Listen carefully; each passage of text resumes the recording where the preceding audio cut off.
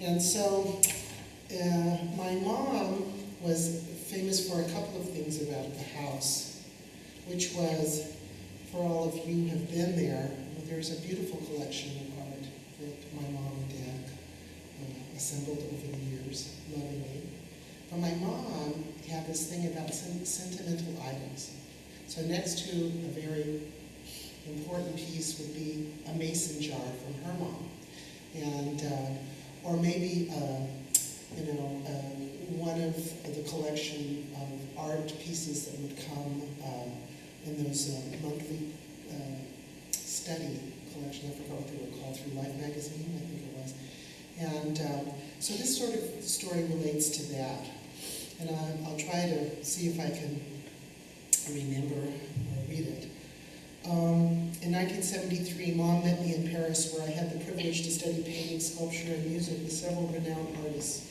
She was staying at the Grand Hotel in the 16th District, near all the opera and shops.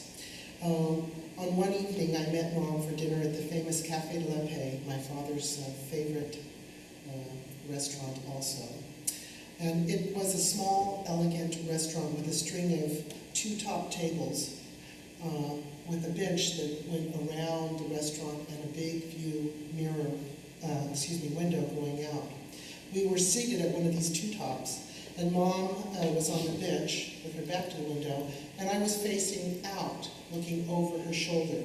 My view overlooked a fountain and a large circular driveway. A navy blue Cadillac limousine pulled up at the front door.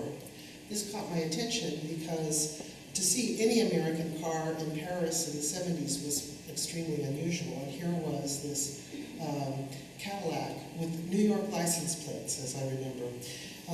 And I could see the chauffeur getting out, circling the limousine to open the doors, and out came a very tall woman with lots of red hair, wearing a cape, and following behind her a tall elderly man with a white handlebar mustache that curled in many circles around each side of his mouth. He had a masterful hat on and also a cape, and in his hand was a distinctive cane with a carved handle. I thought, this looks like the great surrealist painter Salvador Dali and his famous wife Gala. But to be sure, I knew that I must check the head of the cane with the famous carved bird with breasts, and which has been depicted in so many books. They came through the door, and the maitre d' approached them. He ushered them around the divider, approaching our table, and then gestured to them to seat directly next to us. Salvador Dali sat down, and his shoulder was 6 inches from my mom, and Gala was next to me.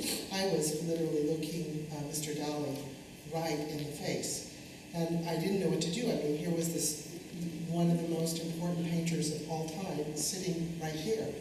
So, as I tried to indicate to my mom that there's somebody important next to us, Mom.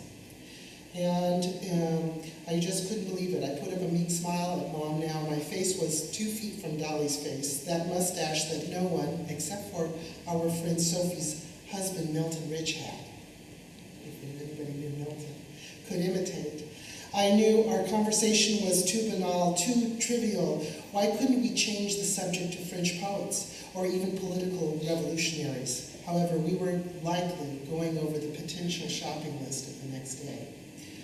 The waiter handed the couple their menus and left. I tried not to stare, and each time Dali looked down at his menu, I would roll my eyes in big circles to my left. I can't do that without my glasses on, trying to get Mom to notice who was sitting on my left, and just sitting right there. Mom kept talking, and so I nudged her under the table to look at me, and I'm going, Mom.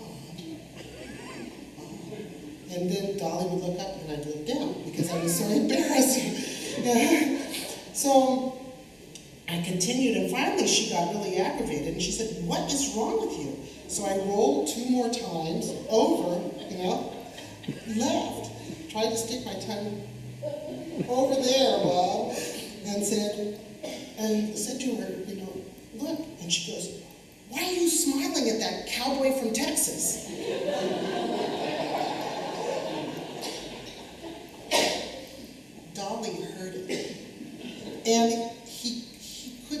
it. So he stood up and immediately gestured to the maitre d' to move him over. So they moved him, and it was a small restaurant, they just moved him that way. And so I said, Mom, don't you know who was sitting right next to you? That's Salvador Dali. And she said to me, why didn't you say something? I would have told him I own a copy of one of his lithographs.